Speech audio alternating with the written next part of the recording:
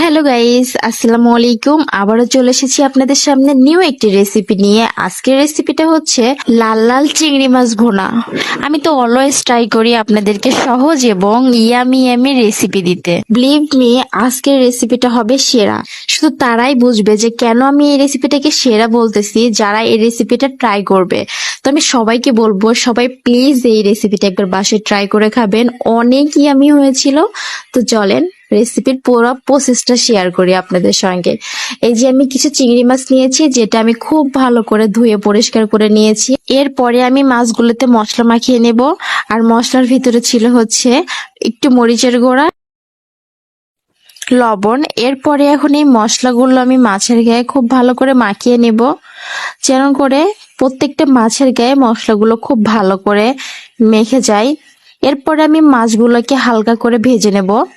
এর জন্য নিয়ে নিয়েছি একটা প্যানে নিয়ে নিয়েছি সামান্য একটু তেল।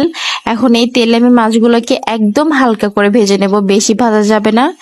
চিংড়ি মাছ কিন্তু বেশি ভাজলে মাছটা রাবারি এবং শক্ত হয়ে যায়, তাই আমি হালকা করে একটু ভেজে নিচ্ছি, স্মেলটা সুন্দর আসবে। এরপরে যখন ভাজা হয়ে গিয়েছে, আমি মাছটাকে প্যান থেকে উঠিয়ে নিয়েছি আর একটু তেল এড করে দিয়েছি। তারপরে এখন এর ভিতরে দিয়ে দিচ্ছি হচ্ছে আগে থেকে কুচি করে রাখা পেঁয়াজ। পেঁয়াজের পরিমাপটা একটু বাড়িয়ে দিতে হবে। এরপরে পেঁয়াজটা আমি খুব সুন্দর করে ভেজে নেব। পেঁয়াজটা ভাজাটা কিন্তু অনেক ইম্পর্টেন্ট, মানে পেঁয়াজটা কতটুকু পরিমাণে ভাজবেন। একদম পেঁয়াজটা বেরেস্তা করে ফেলা যাবে না এবং কাঁচা কাঁচাও রাখা যাবে না। পেঁয়াজটা একদম পারফেক্ট করে ভাজতে হবে, মানে কাঁচা স্মেলটা চলে যাবে। পেঁয়াজটা যখন নরম হয়ে যাবে, হালকা একটু বাদামি কালার আসবে, তখনই বুঝে নিতে হবে পেঁয়াজটা ভাজা হয়ে গিয়েছে। এই যে আমার পেঁয়াজটা ভাজা হয়ে গিয়েছে, এখন আমি 1 চা চামচ আদা বাটা, 1 চা চামচ রসুন বাটা অ্যাড করে দিয়েছি এখানে। এখন আমি এটাকেও খুব সুন্দরভাবে পেঁয়াজের সঙ্গে ভেজে নিচ্ছি, যাতে করে আদা রসুনেরও কোনো কাঁচা স্মেল না থাকে। কিছুক্ষণ ভাজা হয়ে গেলে এখানে আমি অ্যাড করে দিচ্ছি পানি। পানি দিয়ে এখন এখানে আমি গুঁড়া মশলাগুলো দিয়ে দেব এক এক করে। দিয়ে দিয়েছি স্বাদ মতো লবণ, সামান্য একটু হলুদের গুঁড়া আর লাল মরিচের গুঁড়া, আর সামান্য একটু জিরার গুঁড়া দিয়ে আমি আবারও মশলাটাকে খুব ভালো করে এখন নেড়েচেড়ে কষিয়ে নেব। এখানে আমি 2টা এলাচও দিয়েছি মুখ ফাটিয়ে। এখন মশলা থেকে তেল ছেড়ে আসার আগ পর্যন্ত আমি মশলাটাকে খুব ভালো করে ভুনে নেব। এটাও কিন্তু অনেক ইম্পর্টেন্ট, যেহেতু চিংড়ি মাছ রান্না করতে বেশি সময় লাগে না এবং অনেক সহজ রেসিপি। তো এই ছোটখাটো টিপস গুলো মনে রাখতে হবে। মশলাগুলো খুব ভালো করে কষাইতে হবে। আমি কিন্তু অল টাইম বলি যে মশলা কষানোর ভিতরে যে কোনো খাবারের টেস্টটা লুকিয়ে থাকে।